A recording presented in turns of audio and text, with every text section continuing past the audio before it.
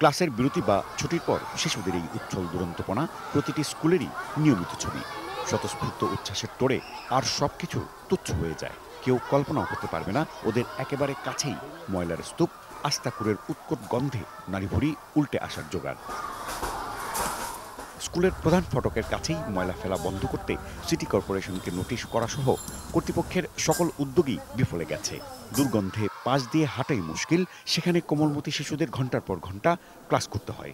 গন্ধ লাগে, ওরা অস্থির হয়ে যায়। অনেকে বাচ্চা আছে খুব সেনসিটিভ, বমি করে দেয়।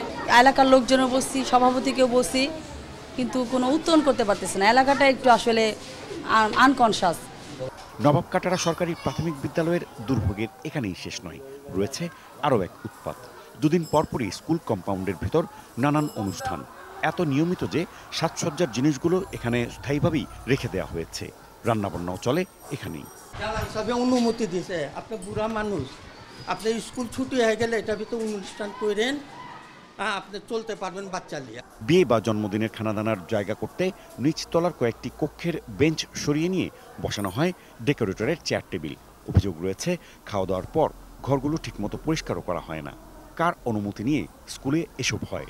কথা ছিল শুক্রবারে হবে বা শুক্রবারে হবে, বন্ধের দিনে হবে, কিন্তু ফাংশন শুধু শুক্র শনিবার না। আজকে যদি আপনি বলেন যে আগামীকাল আমার ফাংশন বা 10 তারিখে আমার ফাংশন নিব, শুক্রবার শনিবার না আপনাকে দিবে। ফাংশনে কত টাকা নেয়, কত টাকা আসে,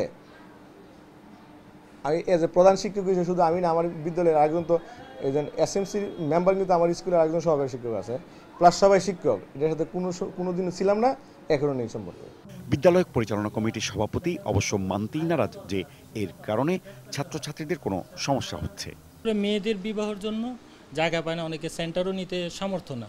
ওই ক্ষেত্রে আমরা আলোচনা সাপেক্ষে ছুটির দিন শুধুমাত্র মেয়েদের বিয়ে হলেই আমরা এটা দিই, এবং ওরা যতটুকু পারে স্কুলকে দেয়, অনেকে দেয় না। পরিবেশ নষ্ট অনেক অ্যাক্সিডেন্টলি হয়ে যায়, কিন্তু সব সময় না। পরিষ্কারের জন্য আলাদাভাবে এই যে আপনি গার্ড দেখতেছেন, দারোয়ান দেখতেছেন, এটা কিন্তু সরকারি দারোয়ান না, এটা আমাদের ফান্ড থেকে একে রাখা হয়েছে, মাসে বেতন দেওয়া হয়। প্রায় 700 শিক্ষার্থীর এই বিদ্যাপীঠের পবিত্রতা ও মর্যাদা অক্ষুণ্ণ রাখতে প্রাথমিক শিক্ষা কর্তৃপক্ষের হস্তক্ষেপ চেয়েছেন সংশ্লিষ্টরা। Rajib Ghosh, ATN news, Dhaka.